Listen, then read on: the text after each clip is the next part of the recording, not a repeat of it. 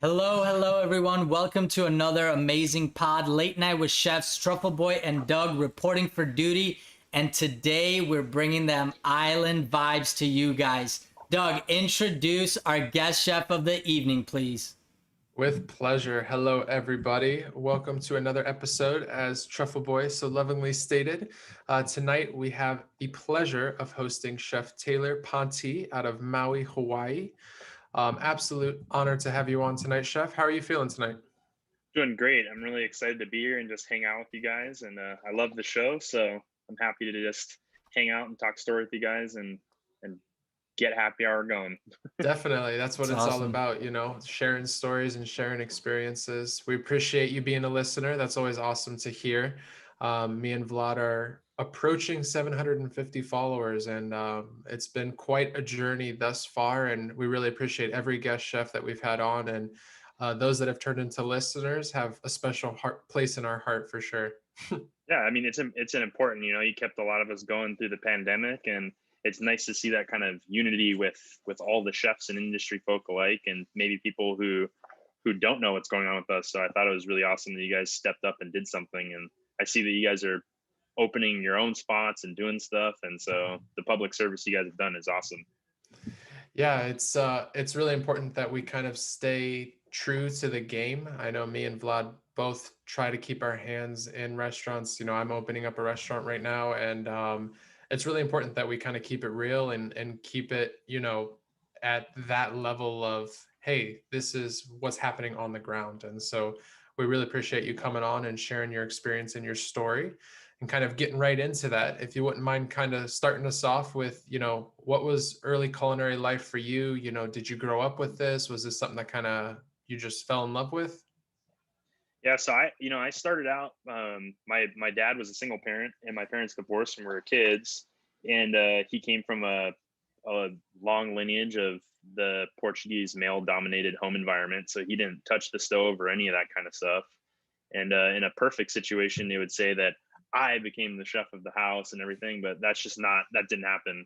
My brothers and I, we didn't make any good food. We ate bologna a lot, and it wasn't like anyone had pasta rolling on a table or breaking down whole pork. So I think that I always had a desire to eat better, and I was a really skinny kid starting out, and I washed dishes in high school, and I worked one retail job where I was actually the cashier at a water dispensary, which we literally dispensed water. Super cool job. Like Bobby Boucher stuff, as the water boy. And Bobby Boucher. yeah, except I didn't get to go to the Bourbon Bowl with the Mud Dogs. But and I ended up working at this diner, and the chef basically was like, "You're a dishwasher one day," and then he came up to me and was like, "We need a prep cook." And he was like, "Do you know anyone?" And before I knew it, it just kept happening. I kept moving up, and like four of my best friends ended up working in this restaurant, and we were like the only employees. So this chef like literally took us over, and it was just so weird, And So what age are you at this point of your life? I'm maybe about 18, 19 years old at the Oh, so you're time. chilling. You got your friends, you guys are prepping, you're just kind of like you're getting Oh into yeah. it. Yeah. Oh yeah. I at the time we were like skateboarding hooligans, and and just tearing it up, listening to Iron Maiden, just losing our minds, and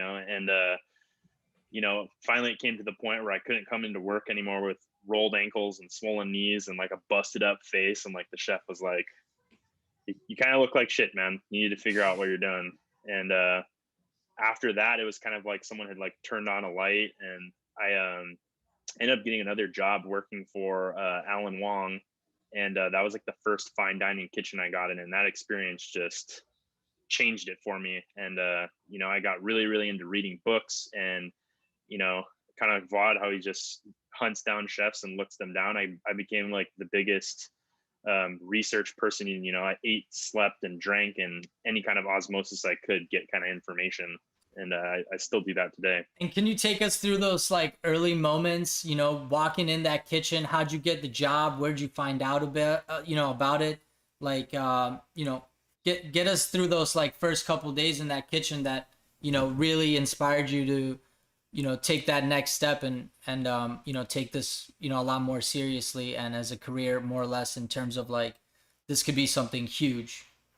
Yeah, I mean, so when I worked for Alan Wong, I've always had, charisma on my side. I can talk to people, and I generally, can get along with people and things like that. And so, I somehow got an interview with Alan Wong's new restaurant that he was opening in Grand Wailea, which is like one of our big hotels at the time.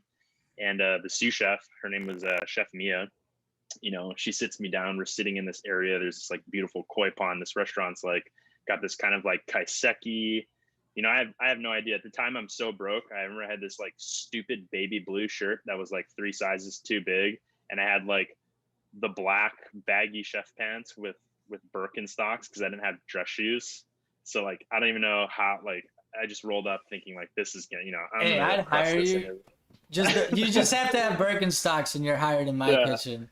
I remember like I was like looking in the mirror before I went, and I was like, should I have a shaved head for this interview? And I was like, screw it, I'll just shave my head. So I went in, like it was so funny. And Oh wow, you were committed. You were going in. First yeah, and impressions.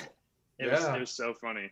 And at the time, I had no idea what I was going to do for a career, and so I was just taking some classes, and I thought I was going to be an EMT randomly, so I was taking some like, the preliminaries to that and doing it. And so she asked me, she's like, "Are you in school right now?" Obviously hinting towards, "Are you in culinary school?" And I was like, "Yeah, I'm in school. I've been going to school for like 6 months." And she's like, "How are your classes going? You feeling confident?" I was like, "Yeah, I love my classes. My instructors love me." But she never asked me if I was in culinary school. And so I just kept going with it. And I was like, I want to work here so bad. And like, this place is dope. And so, she was like, "Okay, well, we're going to go get the head chef and he's going to interview you." And he sits down. His name was Chef Chris. And he was like, "I heard you had a really good interview with Chef Mia." And I was like, "Well, I hope so. I'm looking for a job." And so a couple weeks later, they hired me on. I had no idea like how to do anything other than like diner work. They're like, "Make this bechamel." I'm like, "Ranch and cornstarch bechamel." And they're like, "What are you doing?" Like I was the worst cook. So this place just ate me up, taught me how to write a prep sheet, taught me about everything about professionalism. I got to work with the head chef and the sous chef a lot because it was a brand new restaurant. It was opening, um, and then slowly but surely it unraveled that I was never in culinary school. And I told her, I was like, "I never said I was in culinary school, but I'm here to learn."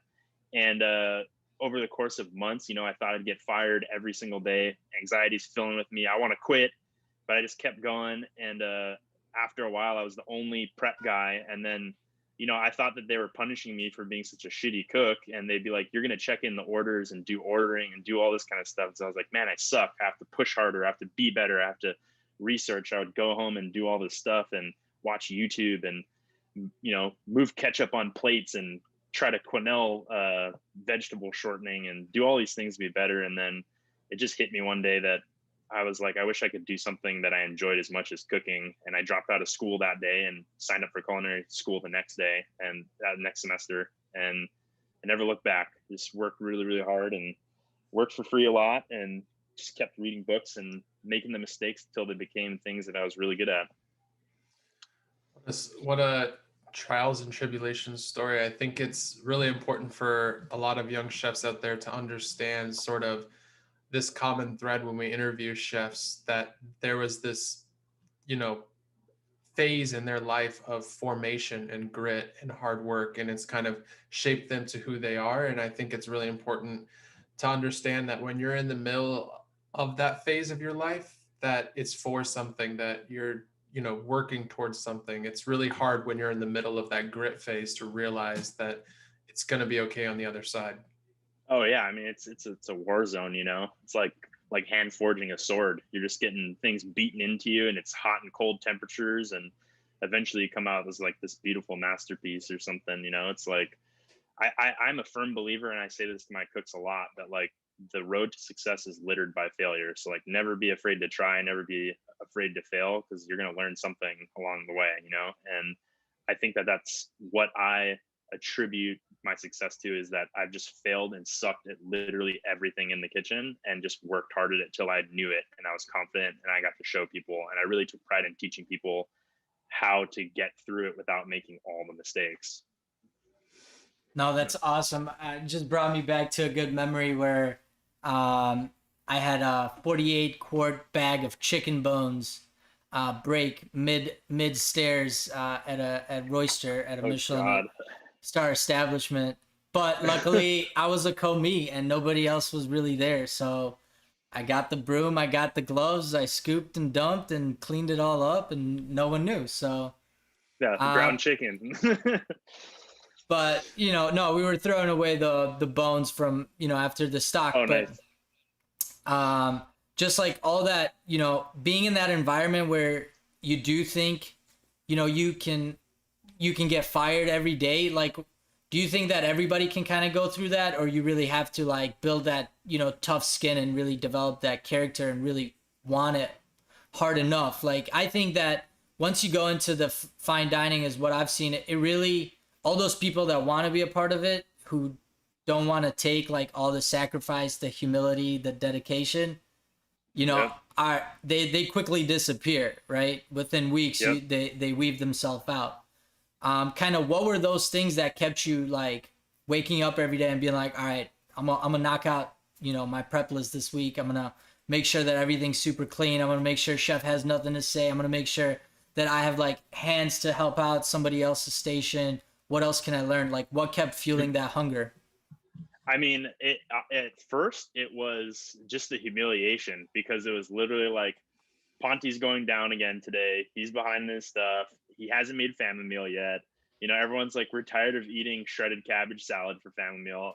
Like I would just be so in the weeds, and it started to feel like a video game, and you're getting yelled at, and like everyone in the kitchen, I guarantee it was like, man, this guy, like, what is he doing? Like, and it was just hilarious, and it turned into like a video game for me where I was like, I'm not going to get anything wrong, and then I'd show up at work and I'd be like, well, I screwed that up, I'm not going to get anything wrong after this.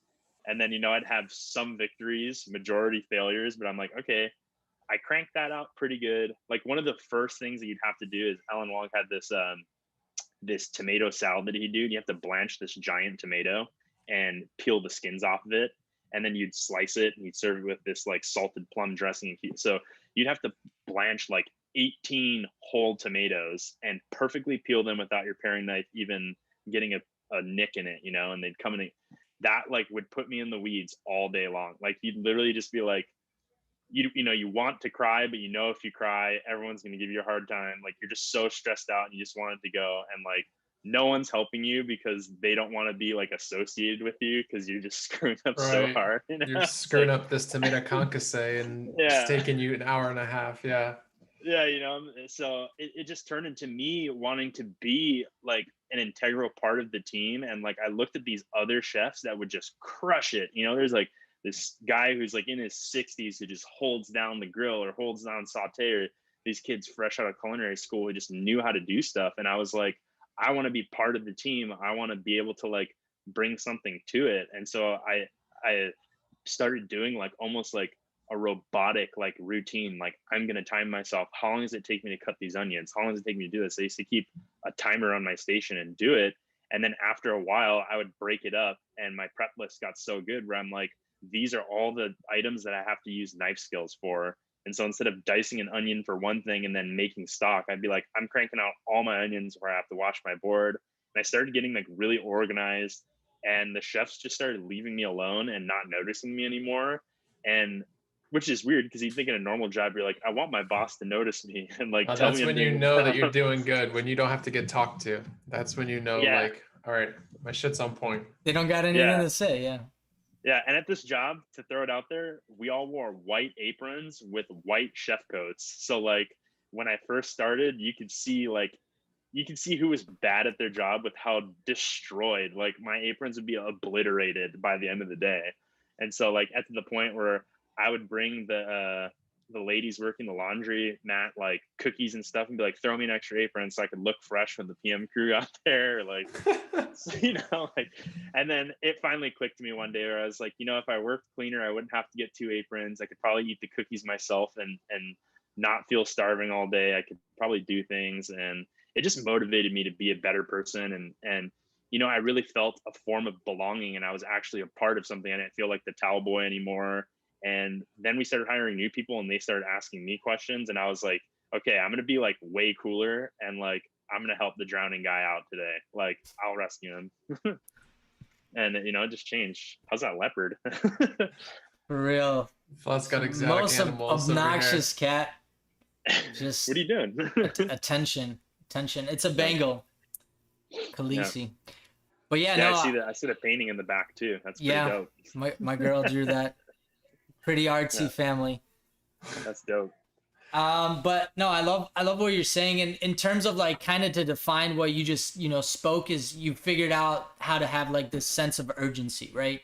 And that's what like defines, I feel like, a good cook between, an average cook. The guy who has a sense of urgency to not only get the task done, but like do it, without sacrificing anything, but then you're able to assist other people, and then you're able to, listen in on that chef conversation. You're able, to take an extra stroll through your station.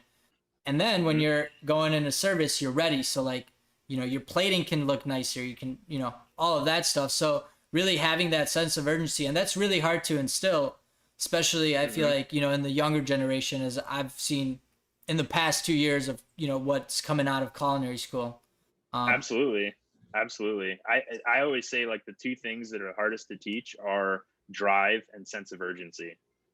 Because it's the truly driven person that's just, everyone's like, oh, I'm so passionate. Passion drives me, all this kind of stuff. I love the word passion, but like, to be driven and to drive yourself every day, I think really makes in any job a craftsman separate from other people. Is no matter what, I got to get this done today. I got to show up. I got to crush it. I got to be better tomorrow. Like that and sense of urgency to me are just like, those are the $1 million qualities you want in someone working with you and being in that foxhole with you. For 100%. 100%. Yeah. Jinx. Said it very well. Yeah. So there's like very well really nothing to add to that. I think you put it in a, great words. In terms of like, so you're at this kitchen, you're stepping up. What was the next transition that you took in terms of where did you go next, and why did you do that? So it was cool, like I said, I was working there, and I started making more, I want to say friends, but it's work. So I started making more allies and things like that, and I was really picking up like a lot of like things. Like my knife skills are great. I was doing a lot of butchering. The sushi guys were showing me stuff, stocks and sauces, baking. I got to work and watch the pastry girls work and learn a lot of stuff, and like I said, I was going home, and I had an exam the next day for one of my classes that I was taking for the EMT course. And I literally was like, oh, when I get home, I'm just going to have like one beer and chill, and then I'll do my project and studying. And then I drank the beer, and I was like, when I'm done watching Game of Thrones, I'll do it. And then I was like, I'm just not motivated to do this. And I was like, this is going to be the rest of my life where I'm just telling myself I'm going to do something and not do it. And I was like, I wish there was something I could do that I gave a shit about, that I felt like cooking. And so I was watching omelet videos on YouTube with Jacques Pepin. And I was like, man, I wish I got like the joy out of something else like I do cooking. And I literally I was like, tomorrow when I go into work, I'm going to like, think about it. And when I got home, I was like, that was like the perfect day. I just crushed it. Like literally just crushed it, helped everyone else do their prep. And I felt really good. And I was like, this is the best day I've had. The only thing that's changed is I said, fuck school. I don't like doing this. And then the next day I called the counselor. We had a really cool counselor. And I was like, what do I got to do to get into culinary school? And she gave me this list. And so I just stopped showing up at my medical classes, and I found out how much money I needed. And so I just worked and got so much money in overtime because we were so short staffed. And I had to quite literally break up with our head chef, like we're both in there in his office, and like, I can't even like look him in the eye. I waited to the end of the day, when he's in his chill mode. I know that now, but at the time I was like, it'd probably be best at like the end of service if I like let him know. And now I'm like, good God. And, I told him, I was like, I really want to go to culinary school, and having seen the difference between the way that he worked and his sous chef work, she was amazing. And seeing like the burnt out line cook who just doesn't care, and they're just there to like fuel their own ego. I was like, I want to be the person who has like no doubt in their self and just constantly empties that glass and refills it of knowledge. And so I did it. I put in my notice there because I knew that the first semester of culinary school was every day. And then after my first semester, I worked there part-time, and I got a couple part-time jobs. So I was working full-time and a half, going full-time to school. And it was really, really hard. It probably shaved years off my life, but I wouldn't trade it for anything, because again, the drive, I knew what I wanted to do. I knew I had to do it well, and I knew that I didn't have a lot of money. And the only way I could do it is if I worked really, really hard and try to get those scholarships and make good relationships with the chefs on the island. And, I came up pretty good, and I'm pretty happy with the way that things have turned out. And a lot of those relationships with people in restaurants still thrive today. And anytime I step into a kitchen pretty much in Hawaii is like, someone knows me, and I'm really proud of that, because they know like how hard I work and what I'm willing to do and go through to get a perfect plate. Yeah, that speaks volumes to, I think, your character, as well as, you never know when you run into someone or when you work with someone when you're going to see them again. And so it's Yeah. so important in this industry to not burn bridges, but to always push for greatness, whether you're, working saute here one day, you're working garmo at another restaurant, whatever piece of that journey.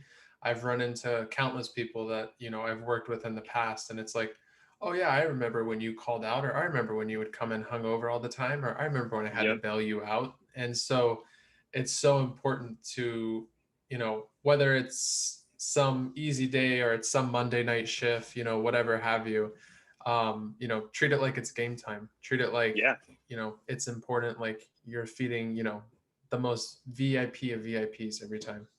Oh yeah. And I mean, what really changed it for me when because I was in culinary school at the time, and there was this almost like a BEO on, it was like any person who wanted to do this stage was on there. And it was this restaurant in Honolulu called Vintage Cave.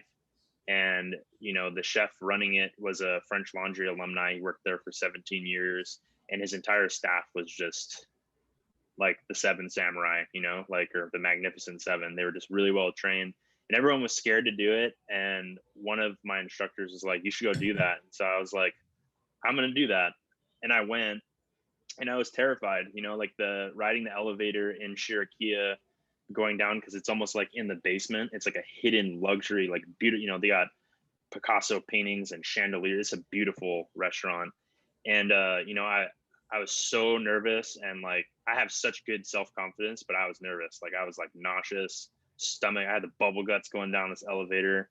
It was like, to me, I was like pacing in it like Darth Maul. I'm like, what's gonna happen? What's gonna come out? Like, it's gonna be crazy. And I got to be there in December during their big holiday push, and I would come in hours early, even though it was just a stage, because I wanted to just learn so much. And when I got to work with the chef Jonathan Mizukami, I saw like what I wanted to be as a chef, and how I wanted to run a team, and how I wanted to organize prep, and how I wanted to. It just changed the way that I looked at food. And that was like the third huddle for me, where I was like, this is what I want to do. This is how I want to be, and I want to strive for excellence the way that this guy does. And I think that's one of the few times in my life where I truly felt inspired to do something better than myself, was when I worked with him. Yeah, just overall crazy experience. And yeah, and I think the big takeaway for young culinarians is you had an opportunity, and even though nobody else wanted to do it, you still went for it. You still saw something there, and you had to take that leap. You had to take the leap of faith and say, all right, I'm going to put myself out there. I don't really know what I'm getting myself into, but, I don't want to regret saying no. Yeah. And I mean, you miss 100% of the shots you don't take. And if I fail and screw up, so what? I'm like this guy who just started cooking. So like, I was like, at that point, I've been cooking for a couple of years. So I'm like, if I flop, cool.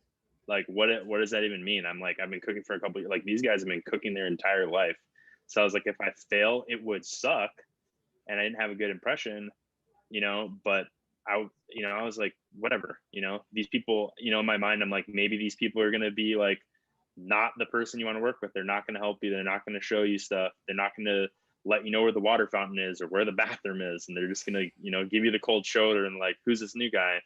But it was the exact opposite when I went there. I mean, the chefs were so friendly, just insanely knowledgeable, and it was one of those kitchens that you work in where nobody really talks, but stuff just gets done because it's so well organized.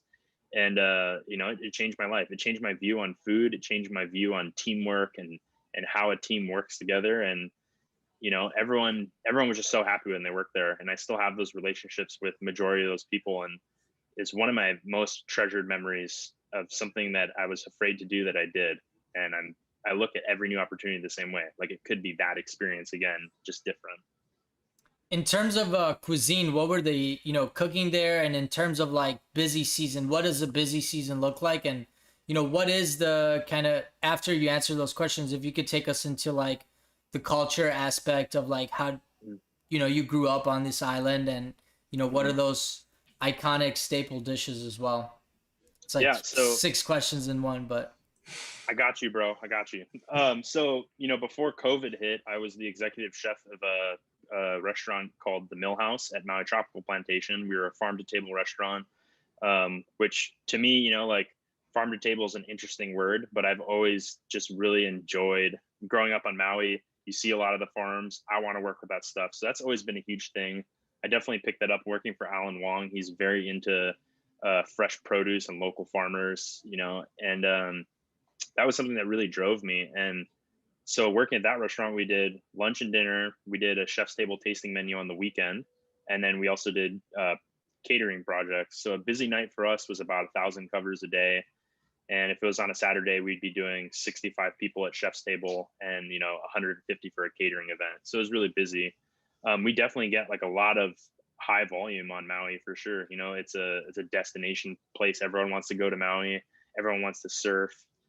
So it gets really, really busy. It gets crazy. And there's a lot of places that are spaced out. So people a lot of the time will pick the places that are there, and you find places that are behind somewhere and they're full too. I mean, it's a small island, and as we're experiencing right now, people want to eat everywhere, and there's not a lot of places again. But the cuisine here is like, I think, I'm sure everyone thinks this, but we live in an area where many different cultures move to work of the plantation area in Hawaii. We have Japanese, Filipino, Portuguese, Chinese. We have all these different cultures and mixing pots and blends of ethnicities that just makes the way we eat and enjoy food totally different, and the flavors we have just so unique. And you find just really, really good tasting, wholesome comfort food out here. You also find foods out here that became popular after the bombing of Pearl Harbor. A lot of people worked towards the war effort, and so things like Spam and Vienna sausage and Simon noodles became popular because of convenience. But we've created elevated dishes and things like that to showcase their culture. And the foods out here that are really, really popular, I think, are those that really hit the roots of those cultures and provide those memories and those feelings for people who grew up with plantation era family, for sure. yeah, what a cool place to be a part of in terms of like the culinary world and cuisine wise, having so many influences and being on this island and having so many resources at your disposal that are very unique in terms of what your habitat or what you guys are farming versus Hmm. here in the Midwest. What would you say are some of your like favorite, if, in April I look out for ramps, what are some of those seasonal items that like you were like hunting for or can't wait for? So here's the interesting thing about Hawaii, like, you know, it looks like your screensaver year round, like it's just gorgeous. We have like a couple months of like on and off rain and wind and those hurricanes and things that you hear about. But we have so many different, excuse me, we have so many different microclimates here where a guy can literally grow micro strawberries. I'm sorry, not micro strawberries, strawberries all year round. And you have people that can grow mushrooms. And, we have an area which is just like desert, it looks like Dorne. And then we have another place that's grows artichokes and cabbage and brassicas and things like that. And we have another place that's all citrus and herbs. And so you can get a lot of stuff year round. As a chef, that's the one thing that I think is different in Hawaii is like, you're not looking I mean, you have certain like small seasons, but you can pretty much get all your stuff pretty much year round. The things that you That's can't, yeah. yeah, the I was things that gonna you say can't it's very get are much like proteins. Florida. Florida is the same way. You know, we have our quote unquote seasons, but you know, you have your year-round cucumber, tomato, kale, brassicas. Yep. Once you move up north, then you kind of get into that summer, fall, winter, spring. But Mhm. you know, in And I Florida, think I it's think you know very credit that to a highly populated party town. You know, like when you show up and it's like awesome all the time. And I think that that's why places are tourist attractions, is because it's the same, it's consistent all the time. It's and it's interesting, like the things that are in season that you look for are things like lobster. It's like any season that has R in it is lobster season in Hawaii. And we have these little bivalves here called opihi, which is like a cross between like a mini abalone, and they're overfished, they're oversourced, people love them. And those are the things for me that like I look towards. Proteins are always tough here. We suffer from overfishing, which is why I support Kona Kampachi, Kona Cold, a lot of these places that farm raise a lot of their stuff so that we don't have to oversource. When I was the chef at the Mill House, a lot of the things that we serve 1,000 covers, 800 to 1,000 covers a day, I would really feel guilt about buying a lot of wild fish because I'm supporting this movement of people overfishing. And so I made the jump when I got moved up from chef de cuisine to executive chef.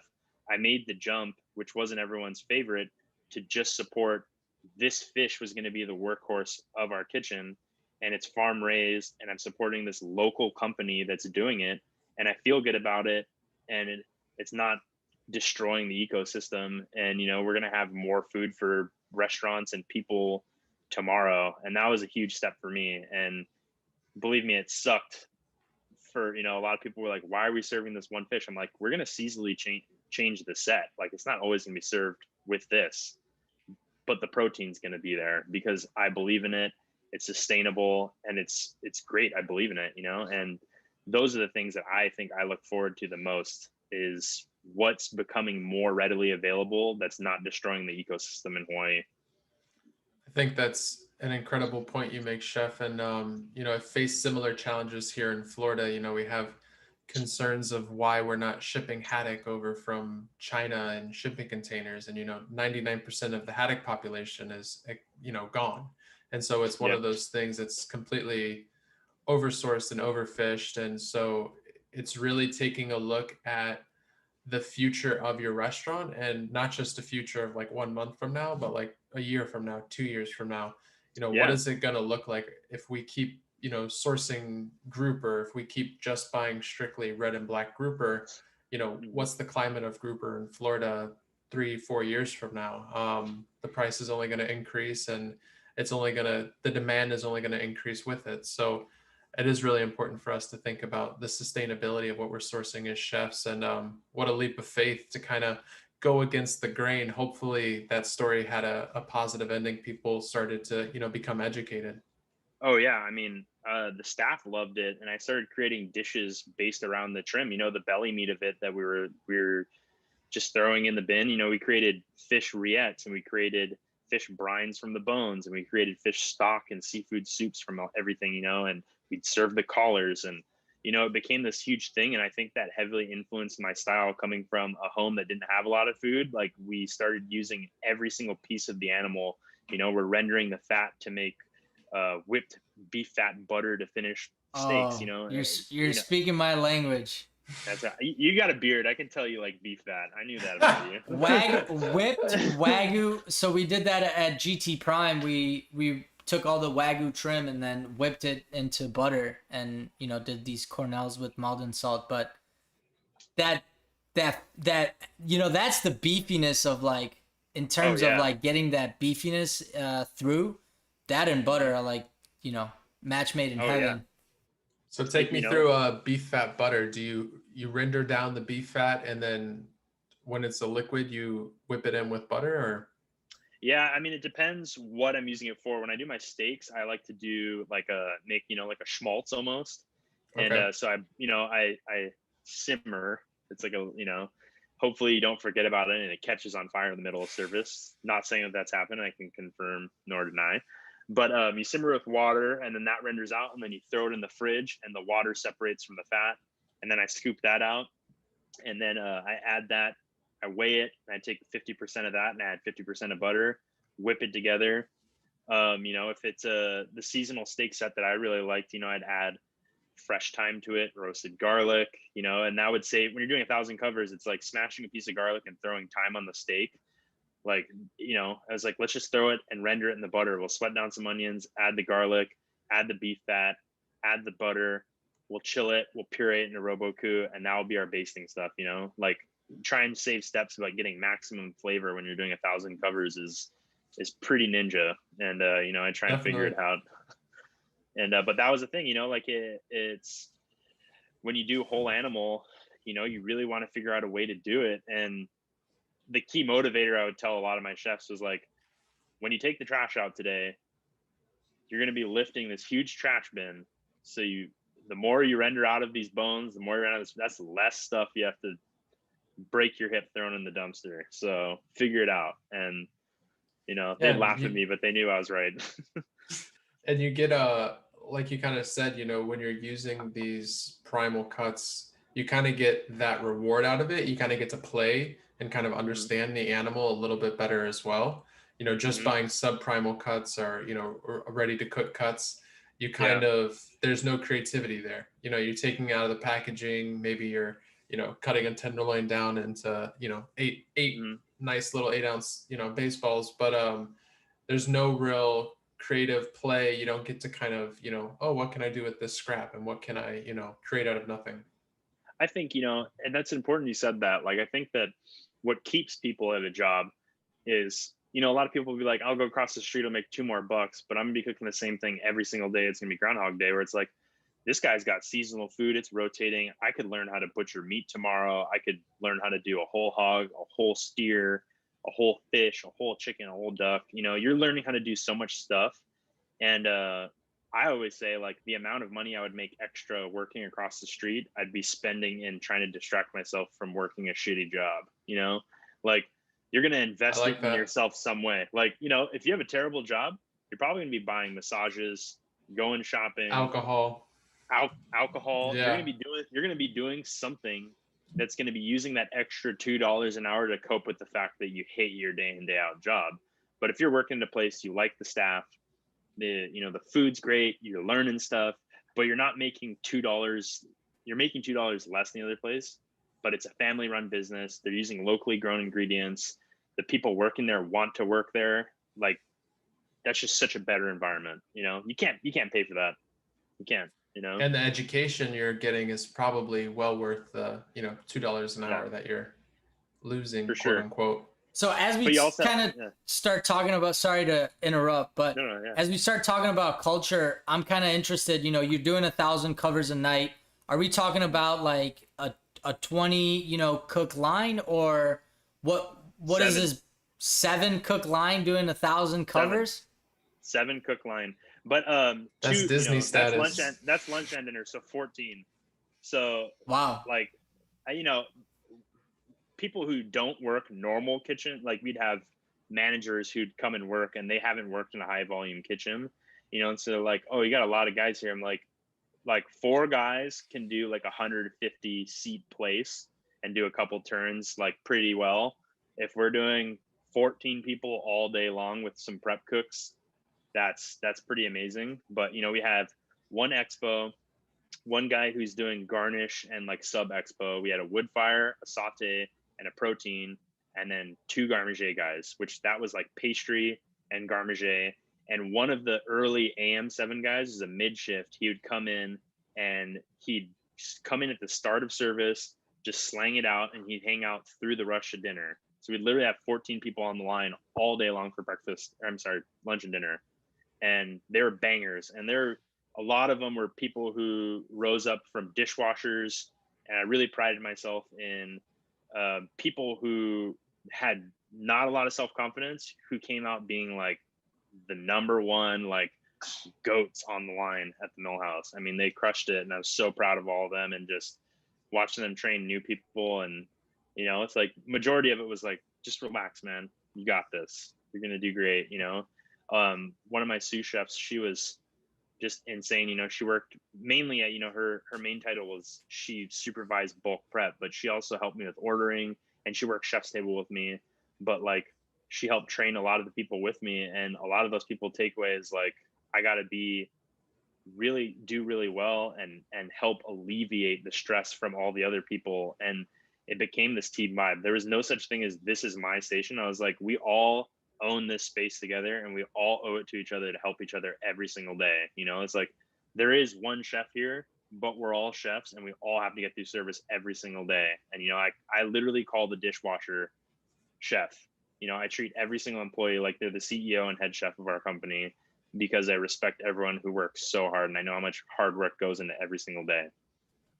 No, I And they love crush that. it. I mean, I grew up in that environment. In terms of who mentored you into that, perspective, or how did you end up, in that, perspective where you were, you know, treating everybody as, naming them chef, and kind of having that, taking what we do and, really performing at the high arts level. Mhm. You know, I my dad was someone who, you know, we didn't really get along when we were kids because when I was a kid, he worked so much, but he was someone who, you know, growing up in Hawaii, he adopted almost the lifestyle here of, you know, respect and honor and things like that. And when I moved in with my uncle, he was the same way.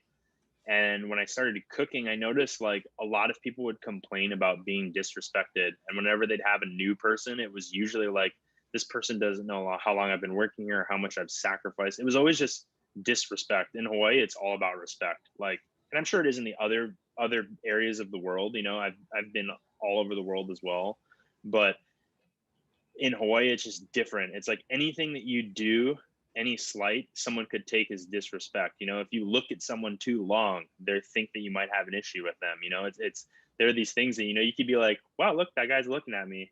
How's it going? Like you're looking, you know, and I took it upon myself. And when I worked at Vintage Cave, I noticed anytime that there was an issue, Chef Jonathan would, you know, address us all at once and reiterate the fact that we all work together. And he talked to the dishwashers really, really respectfully. And, you know, I think for me at the time, you know, I'm turning 30 in September. As a really young chef who spent a lot of time in the kitchen, I didn't really go out to do, you know, I wasn't going to see Grateful Dead on the weekend or doing Coachella concerts or anything like that. I just worked, you know.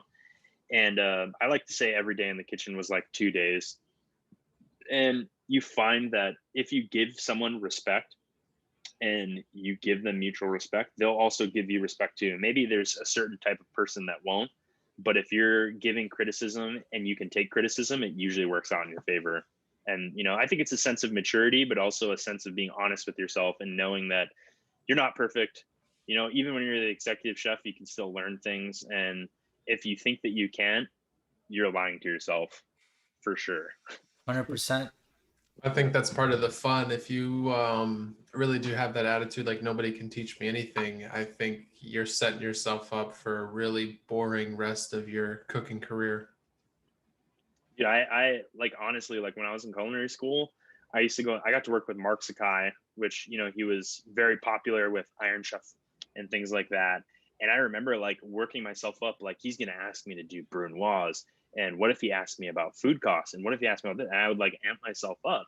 And I was like, I'm just gonna show up and do the best job I can. And his sous chef, you know, everything asked me, I'd do it as best as I could. And he came up and he was like, you're not afraid to do stuff. And if you screw it up, you come up and say, hey, I screwed up. And he was like, don't ever lose that. And that's something in my career. Like I tell people who work for me, who I sign their paycheck, like I screwed up. I did this. You know, I think that being honest with yourself makes you a better leader. And when you say things like, I could use your support, what's your opinion? You know, there's nothing worse than making a decision without consulting the people who also spend their majority of their life working hard and doing something. That's like the biggest slap in the face. Like just up and deciding that you're going to move all the dairy from one fridge to the other because you felt like it without consulting other people who spend 20 hours a day in the same kitchen, that's arrogance, you know. Like, you have to be able to work with other people and take criticism and turn it around. I think that's such a integral part of being a part. You know, you're part of a team. It's not a one person effort. You're part of a team. You should talk to your teammates. You know, if Michael Jordan showed up and started saying he was going to bounce a football, people would be like, what are you doing? You know, it's, you got to be able to work together. 100%. Well, chef, kind of talking, we talked a little bit about it, but you were working as the executive chef at this restaurant, and then, you know, COVID kind of hit. What did that pivot look like for you? You know, what was kind of the game plan? Man, so, you know, in Hawaii, we're a little bit, you know, we're an island, so we're a little bit in that, like, oh, this might not be real kind of mindset. At least it was for me. Like, you know, you're watching the news, but we're chefs, so we don't really read and follow the news very much, like, unless it's like something, you know. And people were starting to talk about it, and you know, so it wasn't quite real yet. Like, it, you know, it was still something that we were hearing about. And the day it really hit me, I got really, really sick. I actually thought for a while maybe I had COVID at this time, but I got sick. I've never called out. You know, I've called out maybe once in my entire career. And man, I was really sick. And I remember calling in, and I was like, my boss called me and he was like, hey, we gotta have a group meeting about this COVID stuff, and we gotta shut down. And I literally, like, my whole body, I got sick. Like, no, like, because I was sick, it wasn't that. I just felt sick because I knew I was gonna have to lay off all my employees and all this kind of stuff. And so I went ahead and did everything I could. And then, you know, a couple days later, I was fine. I went to the doctor, they cleared me, and I went into work. And you know, they had already broken it to the employees while I was sick that everyone was going to get laid off. And but that was when we were going to flatten the curve, right? That was the, you know, Yeah. this is Yeah. temporary, 2 weeks off, right? 2 weeks. Yeah. So I had to lay everyone off and then take a massive pay cut and figure out what I was going to do with everything in the walk-in, and all the pig farmers and things like that, you know, that were contracted with us. You know, they had all these pigs hanging for us, and so I decided to not just cut the cord and say, hey, we're shut down, I can't support you. I decided to do butcher boxes and sell all the stuff they had, because I just really didn't feel comfortable with doing that to someone who I had worked with years, that I had to look in the face. And so Yeah. we found a lot of success. We went and did the food truck thing. We bought a food truck just before COVID, and it did really well. And for whatever reason, you know, our management just finally said that we're going to fold up, and I respected that. And I got laid off. And my girlfriend, actually, she was the events coordinator on property.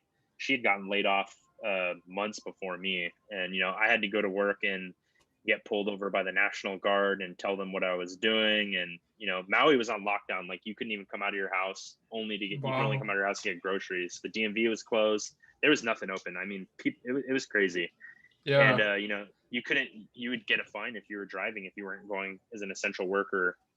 And so it was crazy. And when I went to work and they broke it to me that I was getting laid off, it was kind of like, thank God, man, I'm so exhausted. And there's just the chefs that I was working with, they put so much work into it. But I felt like, you know, I still had that drive in me. I was like, I don't want to give up. And you know, they were like, yeah, we got to fold up. And I was like, but we're doing great, I don't want to fold. And they were like, yeah. So after that happened, I went and, you know, I was laid off for a week. And I had this feeling in my body where I was like, I had this, like, this drive in me to say that I get to say when I quit. And I never wanted to be in that situation where someone else told me, like, it's over. Hey, you're done. And Yeah. Feel yeah, you you know, can you imagine? 100%. That was like the worst blow ever, where it's like you've built up momentum to a point, and then it just like gets taken away from you with no reason. And it's really Yeah. hard, you know, especially, you know, I think of myself as a driven person. You're obviously a driven person, to just get, you know, kind of get that snatched away from you. And like, it's really hard to Sucks. explain that in your brain, where it's like, how is this even like, how is this even that was not even option plan B, you know, Yeah. although that wasn't even in the book of like what could possibly happen. Like, yeah, I could take a fuck up. I could take, you know, a restaurant closing because I was doing something wrong, or or somebody else was doing something wrong. But like for it to be what it was, it was for me very, very hard to overcome that.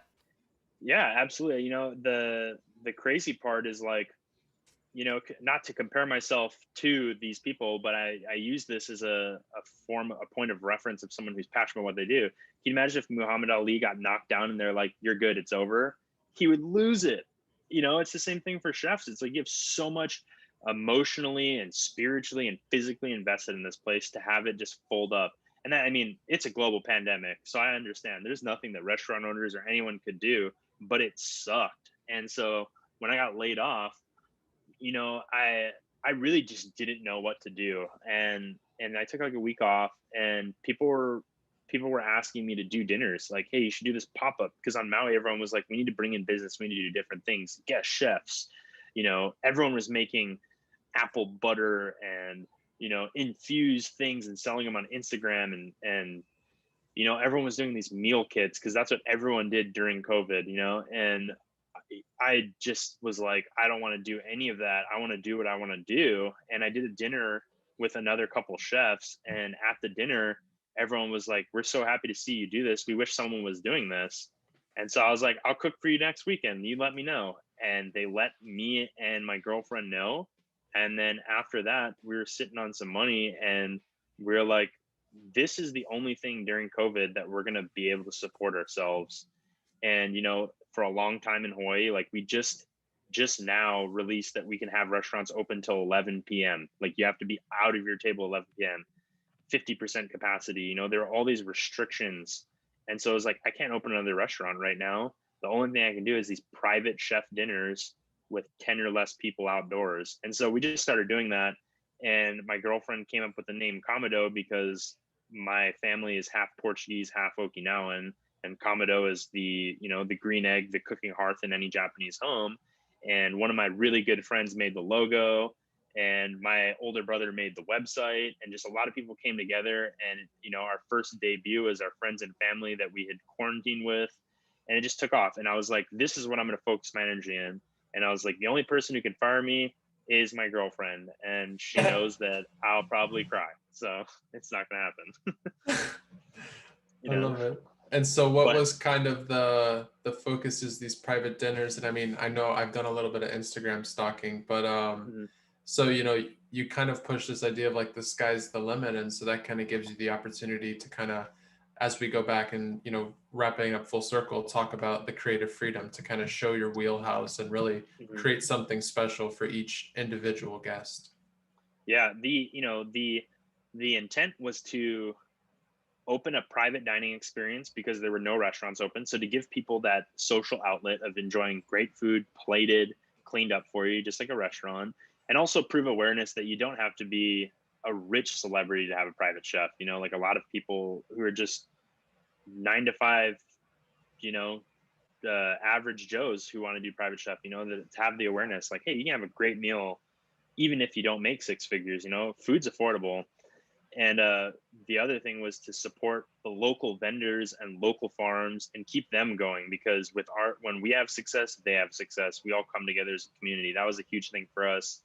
You know, Even local restaurants, we started doing pop-ups there. Pop-ups aren't huge on Maui, and we just started doing them, and we started getting a following for pop-ups, and it was great. And we just kept going with it, and the intent is to keep doing this until basically they say everyone can open a restaurant 100% capacity, because the financial margins for a kitchen are already minimal. And when you say you can only have 50%, it's like, well, 50% of minimal is not very much.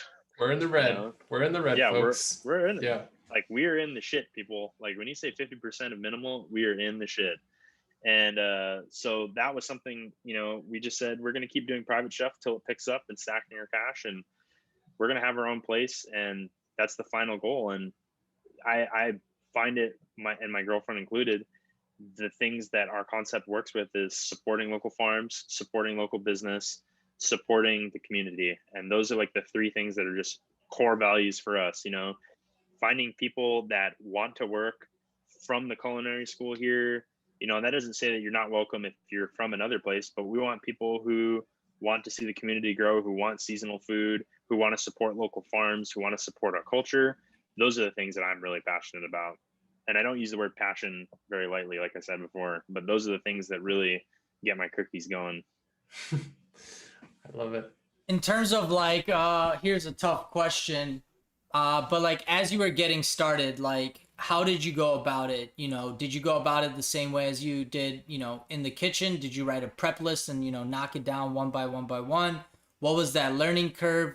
You know, what were some of those things that you found successful that worked for you? What are the things that you maybe attempted that didn't? I think it's really important to show, you know, not only the younger generation but anybody in the industry that it can be done if you do want to do it. And that person sitting maybe listening in right now that's like, I know this concept will work but needs that extra push. Like how do you get through that hump, right? Of like, okay, here's my idea. Okay, this is something, you know, that this is an option now.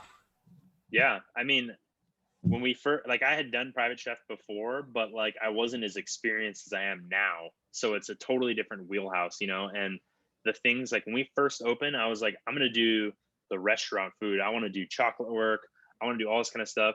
Well, good luck doing that driving a car in a tropical area. I mean, talk about Tempered chocolate, stress. yeah, at 80 degrees. Yeah, you're just fucking I tight, you know, actually I like actually you're had that happen to me. I was doing for a kid's party, I did a dessert chocolate balloon that I was supposed to drop on the table, and badass. outside I brought it and I put it down on like my platter, and as I like turned to get all the other meats, this thing is just like molten, and I'm just like, Shit. okay, and I just like Yeah. played it smooth and just, you know, people are You're still like the gonna guy be who happy, right? They didn't know yeah. what to expect. They were just like, chef, your thing is melting. Yeah, Like, you're yeah, like the yeah, guy that's who the like point. broke the window and is like wiping it, you know, like it's still there. You're like, Right. it's all good. No, like I Everything's had to fine. experience that. Yeah, everything's cool. Everything's great. You know, I had to experience that. And what I found successful is I just went back to my roots and found, I was like, hey, what's my wheelhouse vegetables? What's my wheelhouse fruits? And I was like, I'm gonna create a dish like for example, I'm gonna create a tartlet, and I can change the filling of this tartlet no matter what.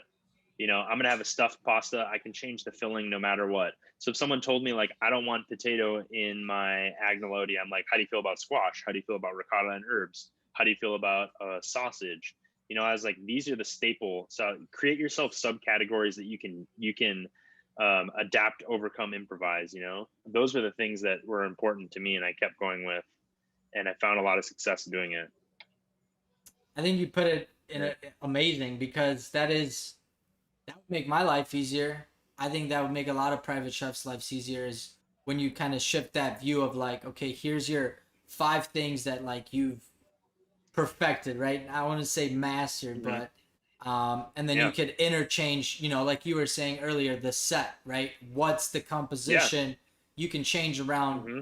what the client likes, but keep the essentials and the fundamentals that are tried and true, you Yeah. know, in You know, what you're trying to do. just do the stuff that you know is confident. Like when someone says, like, you know, and it's a really big topic in Hawaii, I want fish. I'm like, okay, what's your favorite way to eat fish? Do you want poached? Do you want pan seared? Do you want fried whole?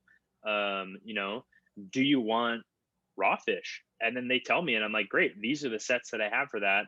I can absolutely change this. What's your favorite vegetable? What's your dislike? What are your allergies? And then I create a menu and I ask them, you know, what's your favorite food? What's your favorite place to eat? What's something that when you smell it, you're like, get that out of my house?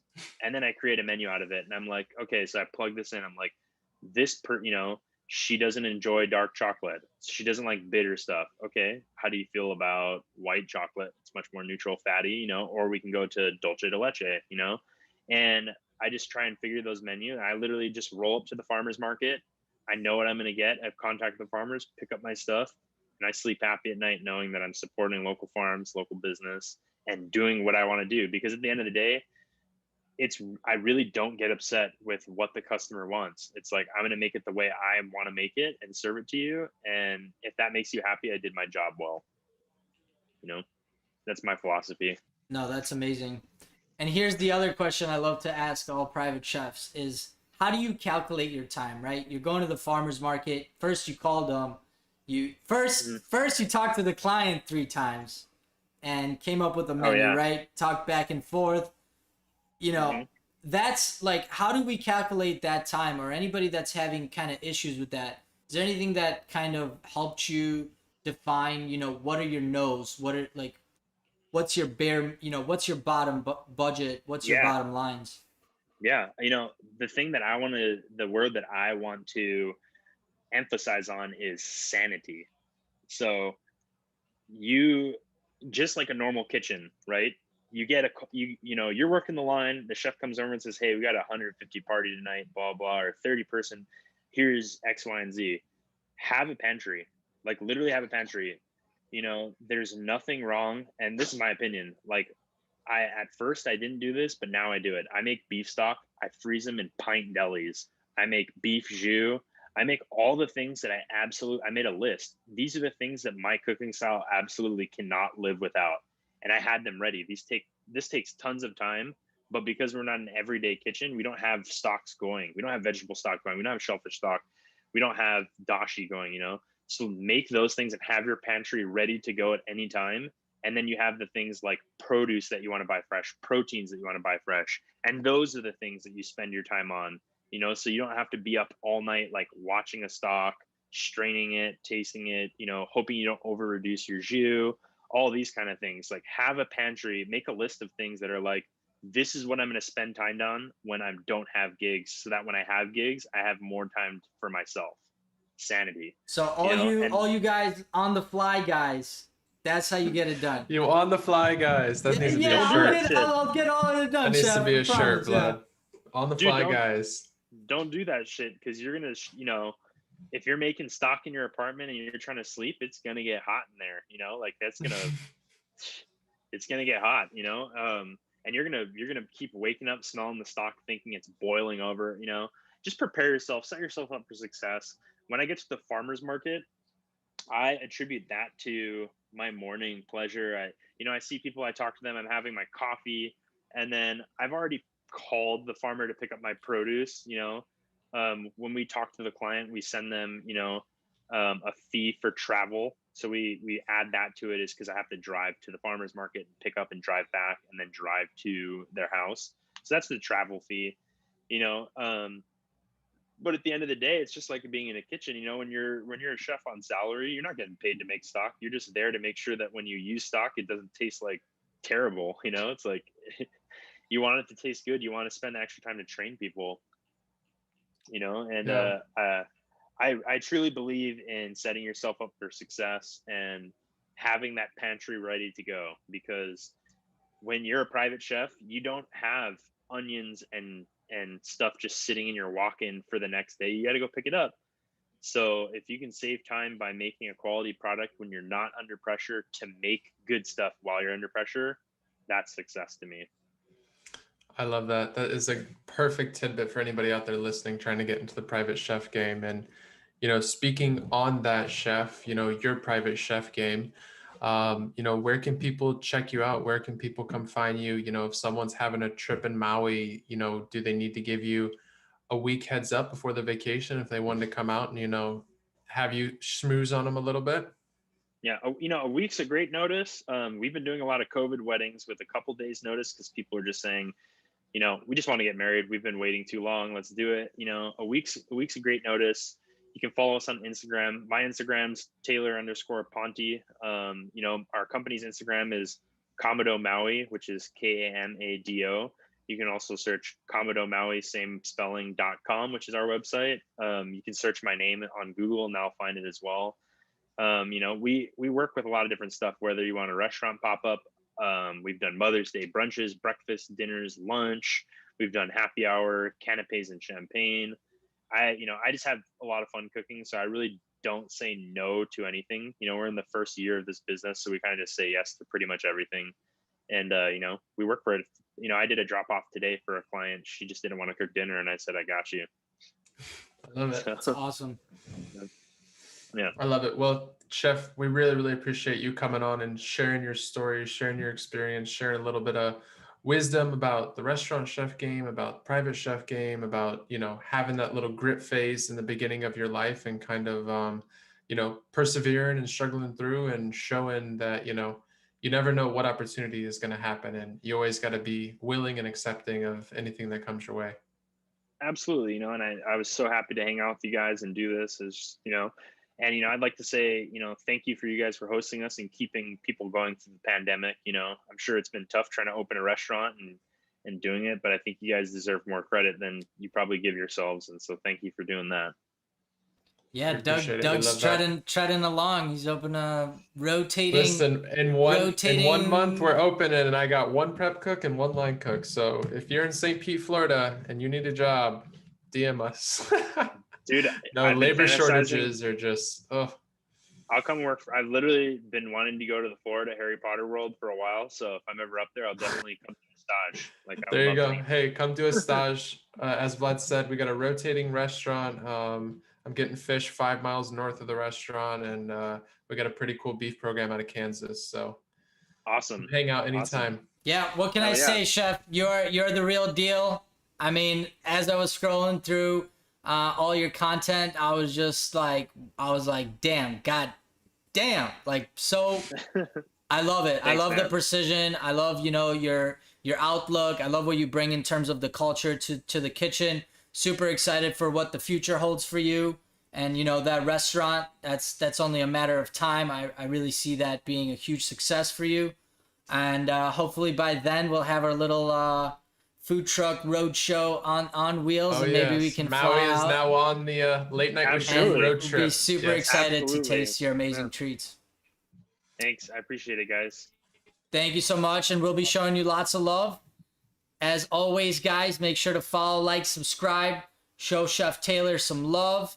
Everybody in Maui, give him a shout out. Check what he's doing, because this guy has got it going on.